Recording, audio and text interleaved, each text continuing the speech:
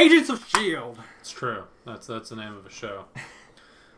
I'm just going to start this one off by saying, I called it! Oh my god, I called it. Yeah, Andrew. That's Agent May's husband's name, which I couldn't fucking remember for the life of me. Yeah, Andrew was Lash. Boom! Okay, You were definitely right. Yeah, let's start off with Lash, I guess. I loved seeing him get the transform. Yeah. That was really cool. Yes, and that's something because they integrated practical with visual effects. Yeah. Because very well that done. was obviously digital. Yeah. And it was pretty well done. I liked how they did it. And I liked how they mix in the practical with it. On a bad note for Lash, though, and I do mean bad because it pissed me off. And again, this is from a story perspective. Because you want this to make sense as a whole for the story that they're trying to tell for Agents of S.H.I.E.L.D. And as soon as you find out towards the end of the episode that Andrew is in fact Lash, what's the first fucking thing that happens? You see Skye on the phone with Lincoln. That's not a bad thing. It's cute, almost even romantic a little bit. Yeah. Cool, great. I love that. That's good. She gets off the phone. You see Andrew, and here he is with just walking around with a little IV thing. He's like, "Oh, have you heard from Lincoln? Yeah. Do you know where he is? Straight to Maybe evil. you should tell me." Straight to evil. Why? Yeah, that was really... You could be so much better if you didn't do that. Yeah. Like, I'm not even joking how much that made me angry.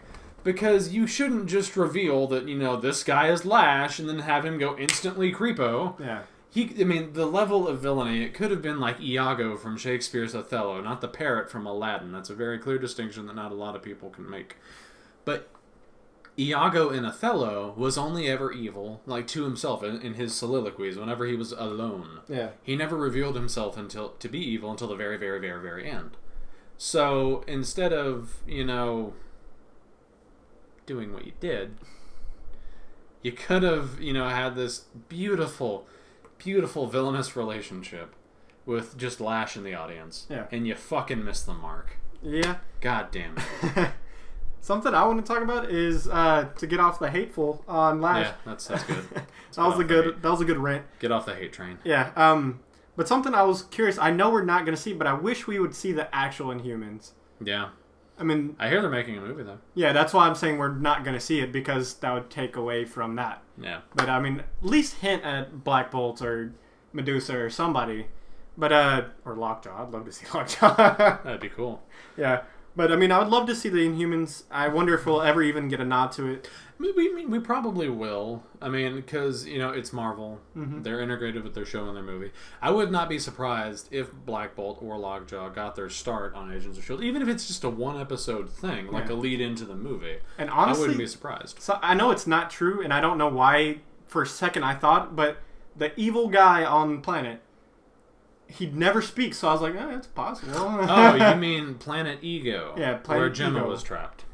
I think maybe that could have been him, but he's perceived to be so bad, but maybe he's just trapped on the planet and he never speaks because he can't. If he does, the world will basically explode. No, that thing is pretty evil. Yeah, I know. But at first, that was like a little thought. I was like, maybe, but because before I knew it was Planet Ego, I thought it was.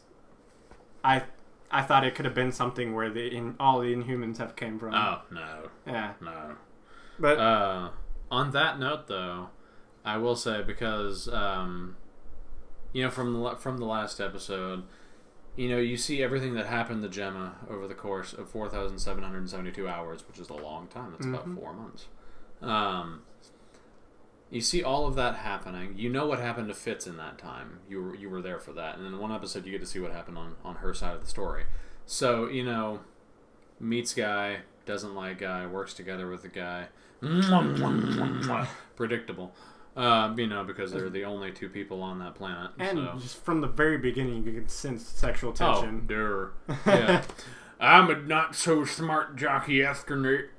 I'm a really smart girl. That's how that works, I guess. Yeah. But at the end of that episode, like she tells Fitz about everything. And, he gets up, goes away, does his thing, and she thinks, like, oh no, I've offended him. And, then there's this really nice moment that shows Fitz's character of, we're getting him back, like, I'm going to help you, I'm your friend. I'm glad that you're here.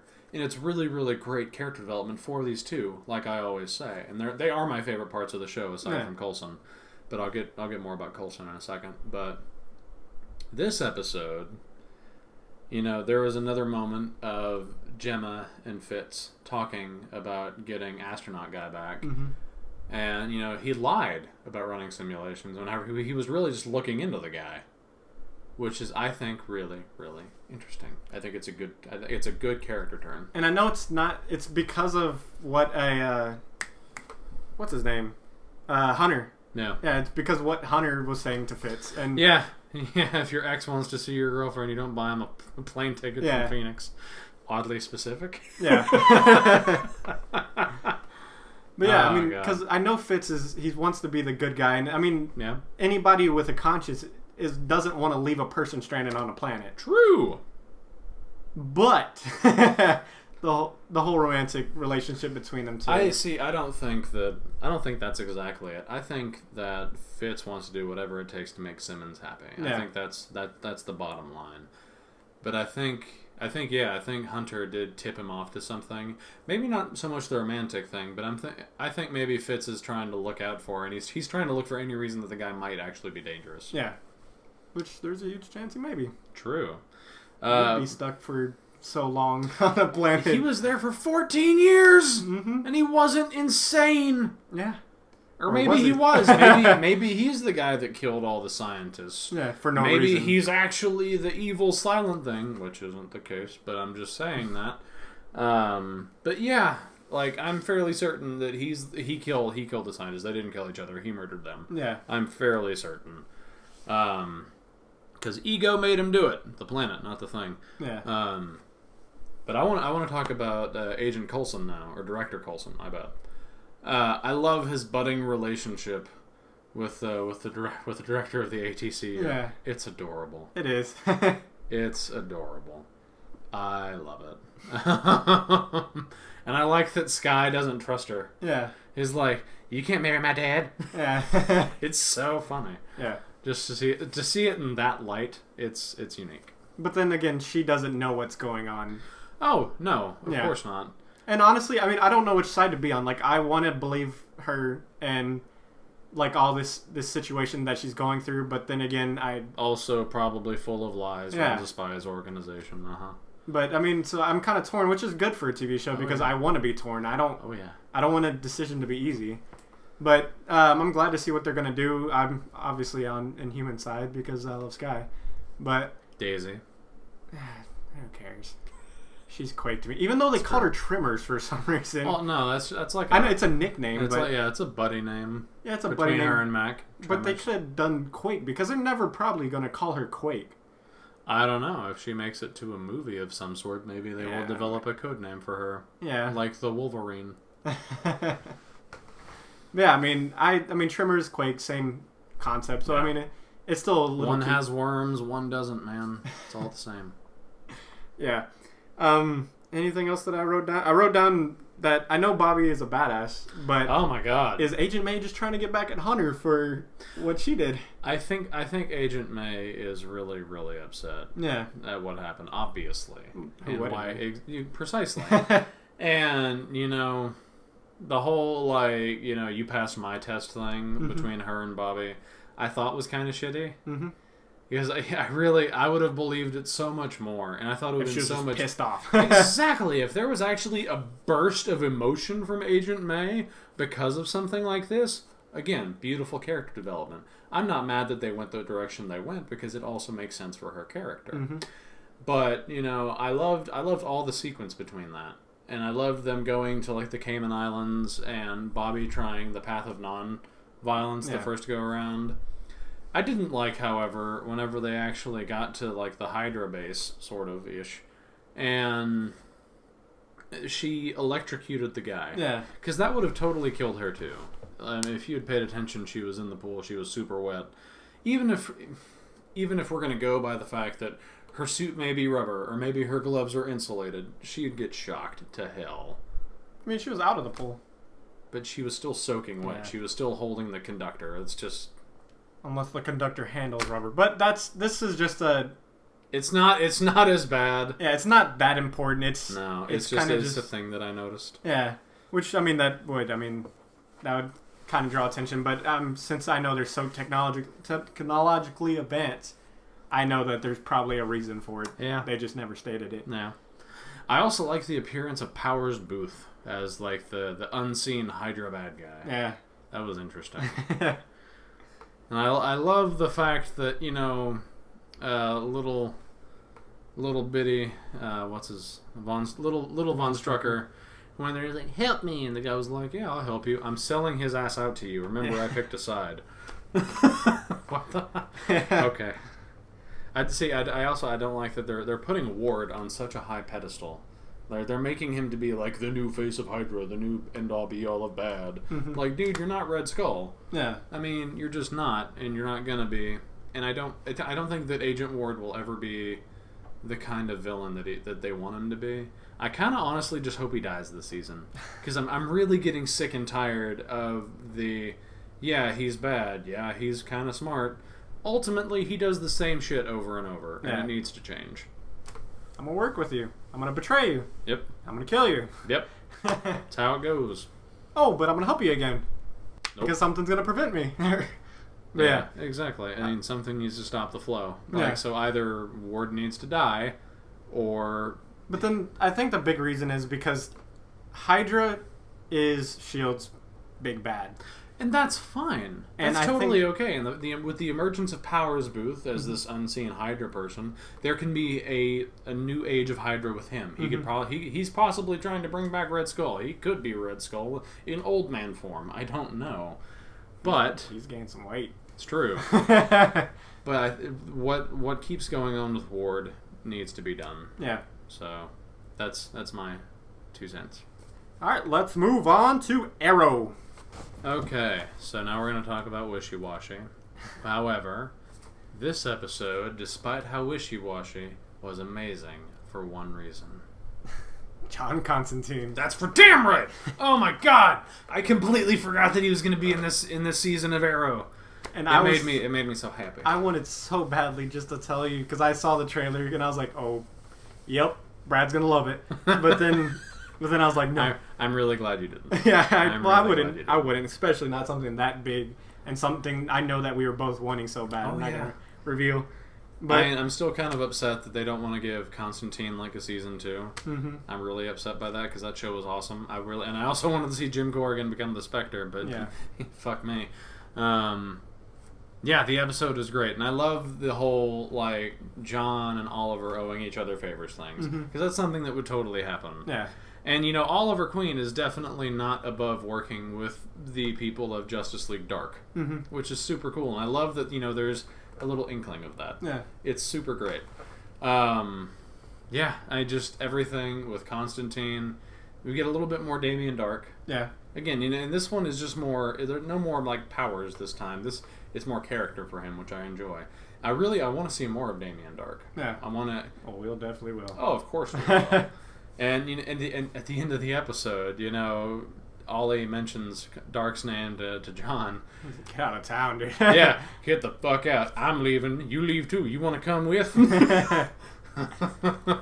Constantine and Arrow road trip adventures. Yeah, that would be amazing, by the way. And I mean, although there probably never will be Constantine season 2, I'm glad. I mean, I really do hope there is. But me too. I'm glad to see that. Hopefully, with this episode. Hopefully the ratings, I don't personally know, hopefully the ratings were good enough to where they're like, yeah, let's keep them in for mystical reasons. Like, anything mystical, let's real. Bring in Constantine. Seriously, I mean, hell, you could even bring John over to the Flash. Yeah. Or anything like that. Vixen, which was, she had her animated short. Yeah. I mean, if they do another season of that, I mean, bring John into that. I mean, anything that keeps Matt Ryan as John Constantine is okay with me. Even if he's just like the recurring, like 1 or 2 episodes a season thing kind of character, I'm fine with that. Yeah. Oh my god. Because he's perfect. He's great. I love him. And I hope they pick him for the movie of Justice League Dark. Hell yes. If they don't, I'm going to be very sad because we're bringing back Keanu Reeves again. Yeah, because he was perfect as Constantine. For real. I watched it with my girlfriend. She's like, I don't like his hair. I was like, well, that's how it looks in the comics. Yeah, deal with it. I was like, that is a perfect Constantine right there. But yeah, the one Constantine shot. This is where I'm gonna get a little cinematographical for a second. But the scene where it's not a flashback to Lian Yu, wherever it's actually Oliver calling Constantine. And I love that they actually used Constantine's music from his old show. Oh yeah. By the way, I have to make that known real quick. But whenever Oliver calls John, I mean, there is an obvious cheesy background wherever Constantine happens to be. You know, it's red and blue fog, and it's just him on a fake light post. Hello? Yeah. And super cheesy. Come on, guys. What are you doing? And something I wanted to point out, this is just a funny little Easter egg that it's not to the comics or anything, but in the Constantine show, in the first episode, he gives a card. Yep. The card on that number, if you call the number, it's actually John Constantine's voicemail. I have it saved in my phone, and I call it a lot. But they did the same thing on this episode of on Arrow, and I thought it was just a fun little thing to do because that's something so creative. Like Jurassic Park did or Jurassic World did the whole website where you can see the cameras of what's going on in Jurassic World. I love that they're making it a real world interaction with. Oh, absolutely. It's just fun. Yeah, it's super fun. So more than that, in this episode of Arrow, and I hate to stop talking about Constantine because it was badass. But you know, we get more development for Lance. We get more development for Diggle, which is super cool. We find out why his brother Andrew was moited. Yeah. By Deadshot, which for some reason, you know, Dark couldn't say we hired, you know, Floyd Lawton. He couldn't say we hired Deadshot. Yeah. We hired an assassin. And I get that, you know, maybe because he's one of the higher ups in Hive, that, you know, he thinks he's above everyone that much. He doesn't use names, I guess, which is fine. Some little dude, I don't know. Yeah. But I like knowing that. And I love the continual development of Mr. Terrific. Mm-hmm.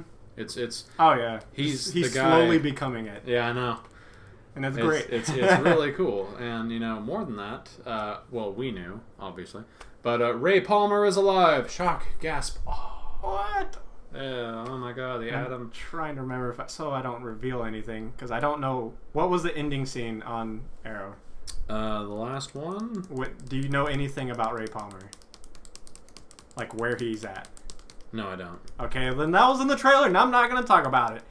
I mean, I would imagine that, you know, the explosion happened at Palmer Tech at the end of season 3. He went atom size, and he's probably like hiding in Felicity's cell phone or something. All right, let's move on. Oh, am I right? Nope, but let's move on. Okay. I'm not talking about anything else. Okay. But he definitely shrunk down and he's hiding. Oh, he definitely. Well, duh, we knew that. But there's a little bit of information I think you're going to find out next episode. Okay. Something I want to talk about, this is going back to Constantine, but not for Constantine as a character, but for the visual effects. When they did the lighter spin, I felt it was kind of cheesy. Yeah. I felt like the director wanted to do something different. Yeah. Because I feel like maybe they actually wanted a guide for that scene. And then the producer was like, "We don't have it in the budget." Yeah. But even then, I feel like instead of, because they did that lighter spin, they did it completely digital. Yeah, that was VFX. It was all digital. I think if they would have done a green screen with an actual lighter being like hung, and I think the use of a practical effect in that environment would have looked better. Yeah, it would have. Absolutely. It just is. It is what it is. I mean, you have to handle it. It's CW. They only have so much money. Especially on shows like this. I mean, and they know the show makes bank, but they only give it so much to do things, which I think is crap. But, I mean, yeah, this episode is just Constantine for me. Yeah, I mean, it was basically, I was so taken out, I didn't care to really pay attention to anything, because it was Constantine. I was like, hell yeah, that's awesome. I did like that at the end of the episode, he's the one who gave Oliver the tattoo on the side. That was neat. That was really cool. But I think I guess the last thing I want to talk about, it was cool because it was nearing the end of the episode, and it was a cool transition that Arrow seems to do every so often. Yeah. But I just love it because once Oliver gets punched from Constantine, it goes to a scene to somebody patting Oliver's head with. Yeah. And it's like, oh yeah, you got fucked up, but that was a long time ago. Yeah. But it's just a cool little transition. I love when things like that happen. Those are fun. In anything. I think it's just a fun way to move on. Well, is that all you wanted to talk about on Arrow? I hope they bring in, like, Zatanna and Deadman and other things from Justice League Dark. Yeah. You know what I want to see, actually? I want to see, if Constantine comes back later in this season to fight Dark, which I imagine might happen. Yeah. Bring Dr. Fate's helmet. Yeah, that'd be fun. Oh my god. Bring it, put it on Speedy, and be like, go. Or even better, put it on Sarah's face. Jesus Christ. Oh, yeah. Yeah, that'd be fun. How nuts. Yeah, I would love to see more Justice League Dark characters come in. I mean, we won't be able to see Deadman, but... Yeah. Oh, well. Yeah. But still, there's a lot of fun things. Or, like I said, bring back Jim Corrigan. Because, I would Spectre. love to see him become the Spectre. We were this close. It's so close. 1 season away. But alright, let's see. 8. Alright. I think we're just gonna go after the outro. Thank you for watching. We're gonna come back next week for the next episode of Superhero Sunday. My name is Brad Foster. You can find me at Late Night Ramblings with Brad Foster on iTunes and ramblingwithbrad.blogspot.com. I update every day with a brand new episode, except for this past week because I got married, went on a honeymoon, had fun. Okay. But I make an ass of myself 5 days a week. I hope you enjoy it. It's pretty much what I do here, only I talk about video games and superheroes and other stuff too. I'm also a voice actor for Team Millennium's Yu-Gi-Oh! Season 0. I might actually bring this moron to be a part of it too. He's not a moron. He's a sweet guy. He has a girlfriend though. Sorry, ladies. I'm also taken. Not that you'd want me. So, yeah. Thank you, Ryan, for having me as always. Thank you, joining. It's been great. Thank you for watching. This is going to be it. Thank you for watching Superhero Sunday, and I guess YouTube. We'll see you later. Bye! Bye!